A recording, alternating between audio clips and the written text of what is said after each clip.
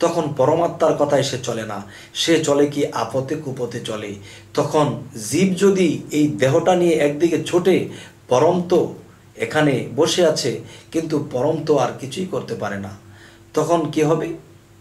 তখন এই মানুষটা বিভিন্ন খারাপ করতে করতে করতে করতে করতে করতে এমন একটা পর্যায়ে চলে যায়, যখন কোনো মানুষের হাতে সে আটকা পড়ে যায় বা ধরা পড়ে যায়, তখন কি হয়?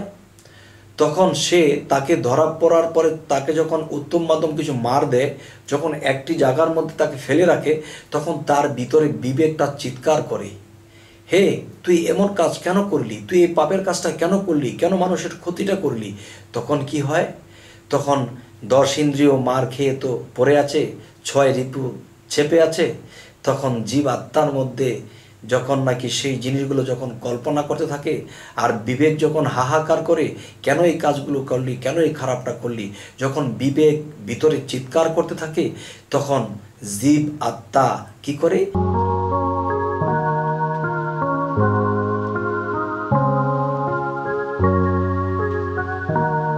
হে জগতবাসী, আজ আমি শামীম আলী চিশতি আপনাদের সামনে একটি আলোচনা নিয়ে আসলাম।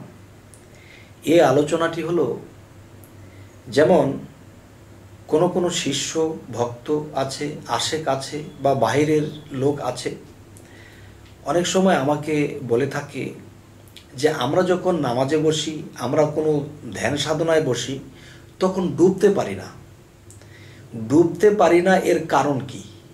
আমরা তো অজু করি এবং দেখা গেছে যে মনটাকে ফ্রেশ করে বসি, কিন্তু দেখা যায় আমরা ডুবতে পারি না ধ্যানে বা নামাজে। তো কিভাবে আমরা আল্লাহর মেরাজ করব, কিভাবে আমরা ডুবব? হে বাবারা, একটা বিষয় জানা থাকতে হবে যে এই মানব দেহের ভিতরে 6টা রিপু তো আছেই, আর সেই 6টা রিপুর কাজ হলো কি? দুনিয়াবি জর্জরিত করা, লোভ লালসায় জর্জরিত করে দেয় এবং যত খারাপটা সে করায়। তবে মানব দেহের ভিতরে 6টা রিপু, আর 6টা রিপুর মাস্টার হলো কাম রিপু। এই কাম রিপু এই বাকি 5জনকে ট্যাকেল দেয়। যেমন একটা মানুষের যখন কামের উৎপত্তি হয়, তখন তার দুনিয়াবি লোভ লালসা, কোনো মেয়ে সুন্দরী দেখলে তার পিছনে লোভ করে এবং টাকা পয়সা কামানোর জন্য সে যে কোনো ফাঁদ পাততে পারে। তো এই সমস্ত কিছু কেন করে?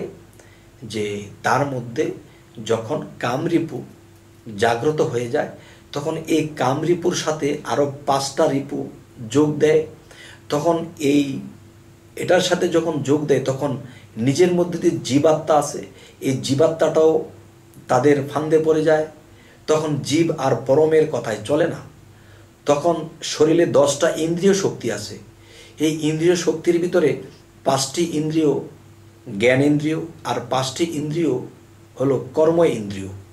তো এতটুকু ভেঙে বলতে হয় যে কর্ম ইন্দ্রিয় বলতে, যেমন হাত দিয়ে আমরা কাজ করি, পা দিয়ে আমরা হাঁটি, প্রস্রাবের রাস্তা দিয়ে একটা কর্ম চলে, এবং দেখা যায় যে পায়খানার রাস্তা দিয়ে একটা কর্ম চলে। ঠিক একটা আছে জিহ্বা এবং দাঁত, এখান দিয়ে একটা কর্ম চলে, খাইতে হয়, জিহ্বা বাড়িয়ে কথা বলতে হয়। তাহলে দেখা যায় এরকমভাবে কর্ম ইন্দ্রিয় আমার দেহের মধ্যে 5টি।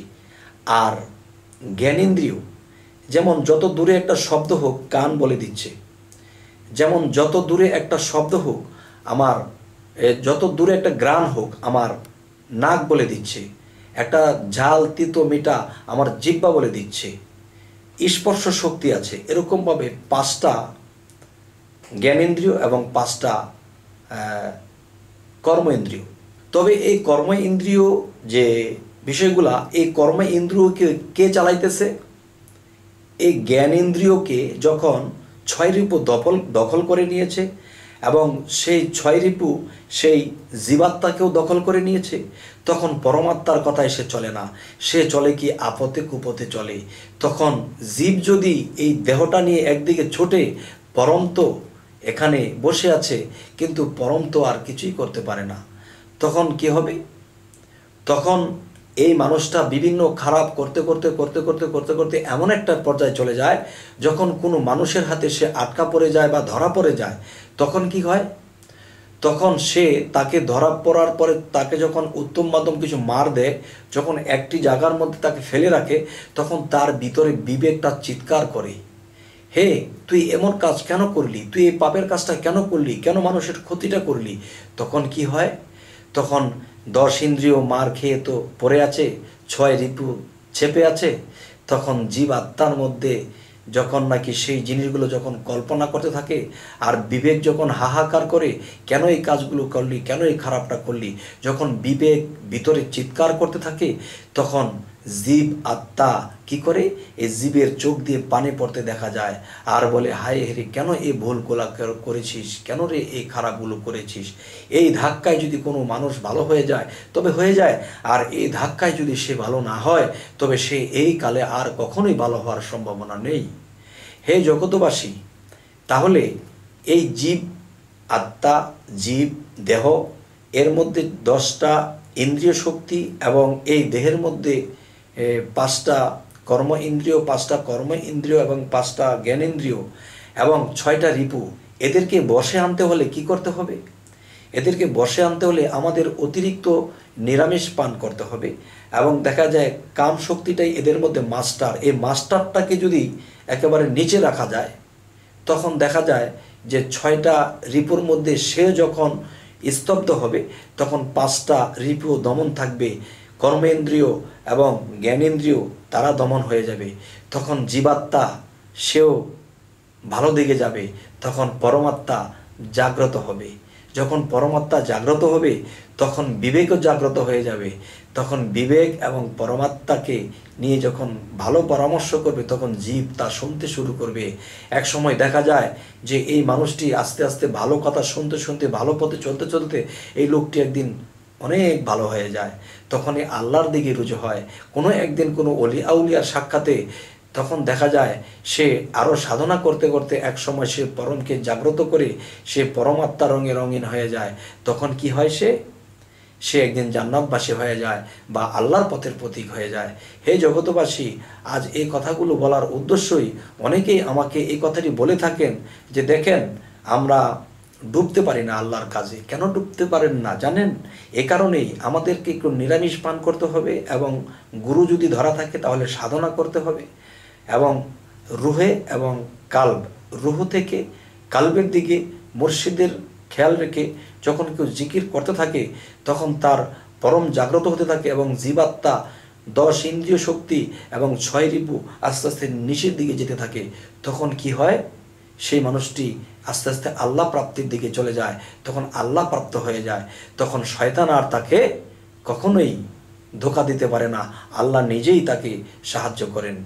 হে জগতবাসী, আজ এই কথাগুলো বলার এটাই উদ্দেশ্য যে মানুষ কেন ডুবতে পারে না। তখনই মানুষ ডুববে যখন সেই মানুষটি দেখবে যে তার জীব দেহটা দুর্বল হতে হতে এমন এক পর্যায়ে চলে গেছে, তখন কোনো রিপু আর এখানে কাজ করে না। তখন বিবেক, মন এবং জ্ঞানকে নিয়ে তখন সুন্দর পথে চলতে থাকে। তখন তাদের চোখে পানি আসতে থাকে। যখন ধ্যানে বসে বা নামাজে বসে তখন কাঁদতে থাকে, তখন দুনিয়ার কোনো খেয়াল থাকে না। তখন এক সময় এরকম করতে করতে কোনো একদিন রাসূল রূপে আল্লাহর সাক্ষাৎ পেয়ে যায়। হে জগতবাসী, আজ এই কথাগুলো বলেই রাখছি, যদি আমাদের চ্যানেলের এই কথাগুলো আপনাদের ভালো লাগে তাহলে অবশ্যই সাবস্ক্রাইব করুন, তাহলে আপনাদের পাশেই থেকে যাব ইনশাআল্লাহ। তো আজ এ বলেই রাখছি, সকলেই ভালো থাকবেন। আল্লাহ হাফিজ।